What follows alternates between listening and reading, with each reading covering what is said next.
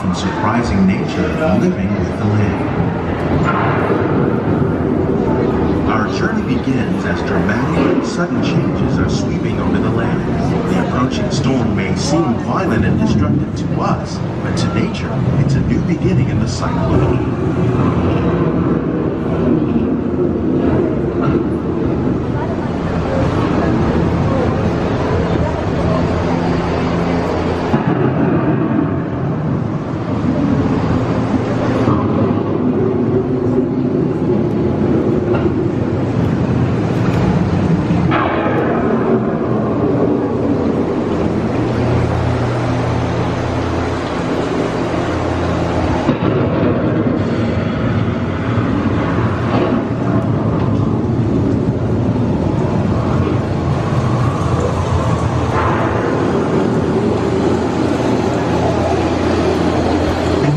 Surface of the land, rich trap water, extracting precious nutrients and minerals. These elements, when combined with sunlight, create the diverse living systems of our planet.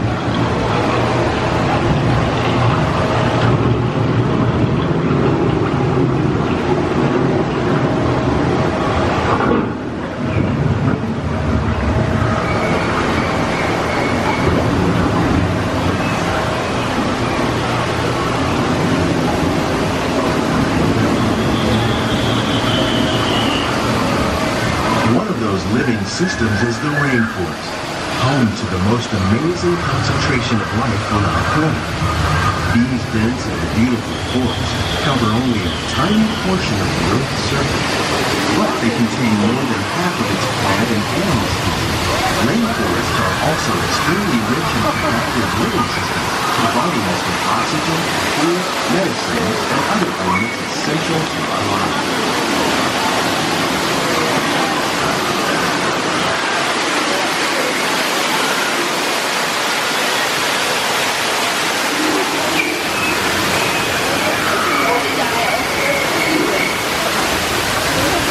There's the Rainforest Cafe up there. So, I'm here the whole ride.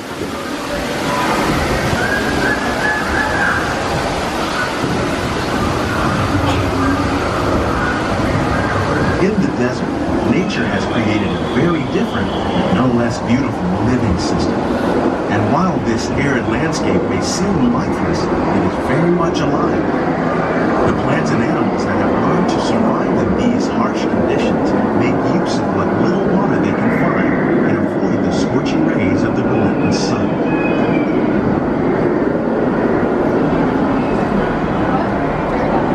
The American prairie once appeared as desolate as the desert, but over time, rainwater and nutrients gradually penetrated the hard surface of this land. Even the hooves of the mighty buffalo helped create the rich soil that would one day become home to the American farm.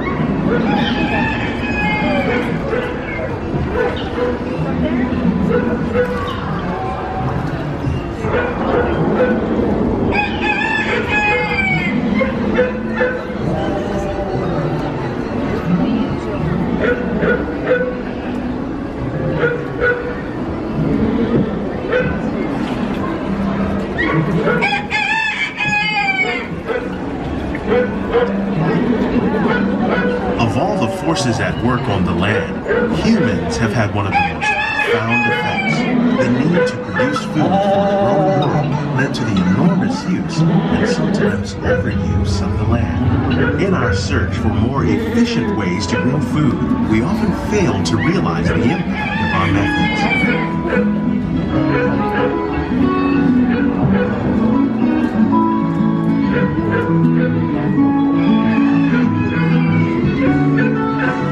Today, we're learning to live with the land, discovering better ways to grow food that will assure both human and environmental well-being.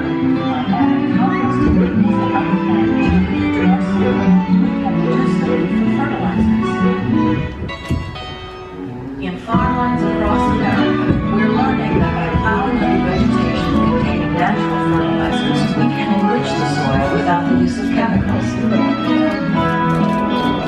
In Saudi Arabia and Mexico, we're learning to produce food on desert seacoasts by developing and planting crops that thrive on saltwater. Here at Epcot, we're learning to reduce the need for pesticides by using natural predators like ladybugs and wasps to control pests. In Japan, we're learning that by adding composted leaves and other plant material to our soil, we can reduce the need for fertilizers. In farmlands across America, we're learning that by plowing under vegetation containing natural fertilizers, we can enrich the soil without the use of chemicals. In Saudi Arabia, How will we meet tomorrow's growing needs for food production, yet still respect the needs of the land? Some of the answers are being discovered just ahead. To help us maintain these carefully controlled ecosystems, and for your safety, please remain seated in your boat at all times.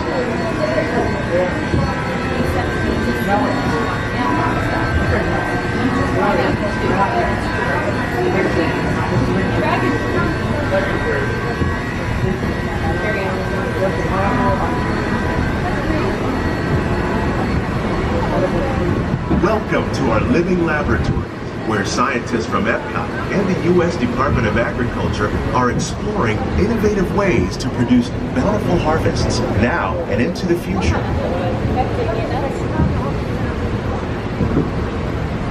Pineapple. The tropics are home to the greatest diversity of plants on the planet.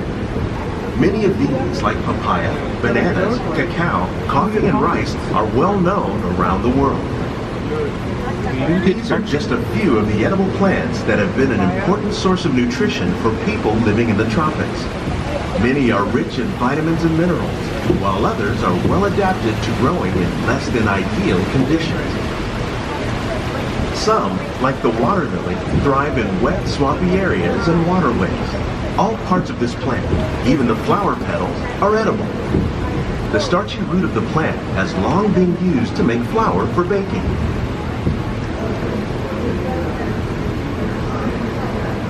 One day, many of these lesser-known tropical plants may be as important as the bananas growing on both sides of the boat. More than 28 million tons of bananas are eaten annually, making it the most popular fruit in the world.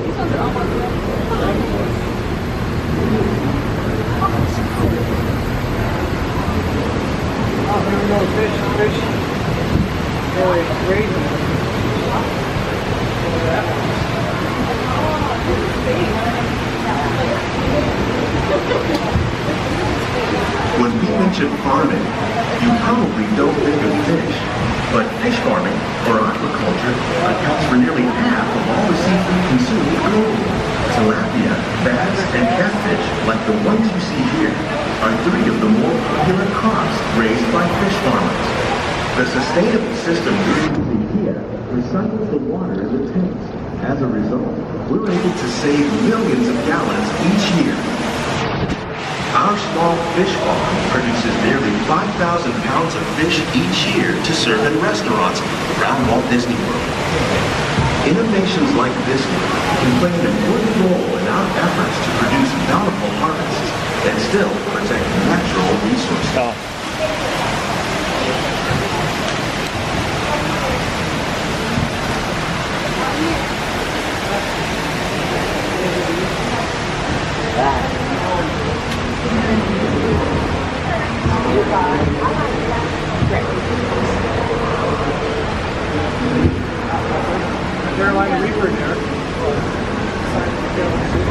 While there are more than 50,000 edible plant species in the world, most of us are only familiar with a handful that make up our everyday diet.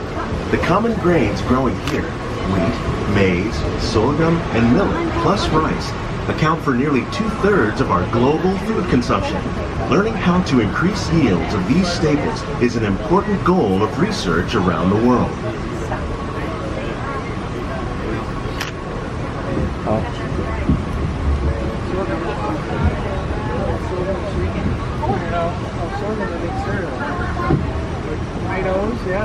These plants are definitely on their way up. Innovative growing techniques like these increase yields while more efficiently using resources like water, fertilizer, and pesticides. Another innovation at work here is our integrated pest management program. By populating our greenhouses with beneficial insects that prey on harmful pests like aphids and flies, we are significantly reducing our reliance on conventional pesticides. We're growing these crops using our nutrient film system. This technique precisely controls and recycles water and nutrients. With it, we can produce over 27,000 heads of lettuce a year in this one small area. Let's say something.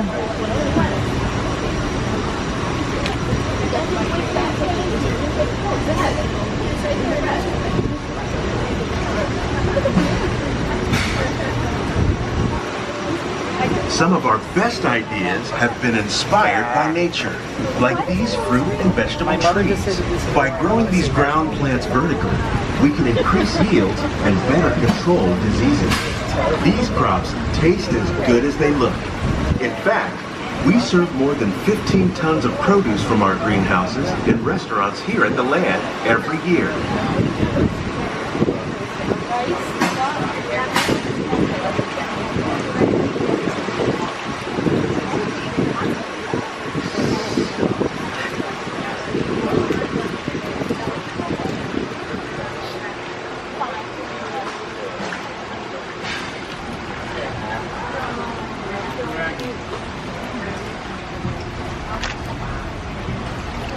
The future of agriculture may include innovative ideas like this vertical growing system.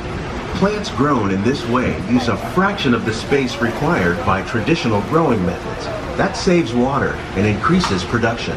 The aquaponics system on your left combines hydroponics with aquaculture. The fish provide a natural source of fertilizer for the plants, and the plants help keep the water clean for the fish. It's another great way to produce more while using less. In our lab, Epcot scientists are working with the U.S. Department of Agriculture on a number of innovative projects. The goal of these efforts is to produce higher yielding and better quality plants.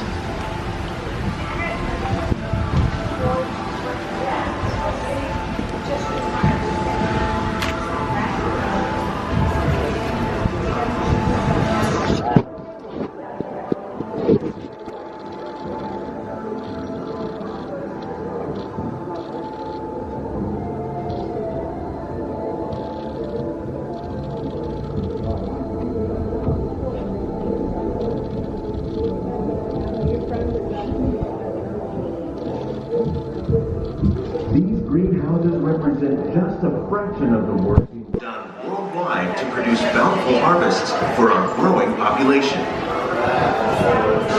Scientists, farmers, and even backyard gardeners are doing their part to improve the quantity and quality of foods that we all rely upon. Together, we can continue to find more ways to increase food production and protect our precious natural environment. Only then will we truly be living with the land.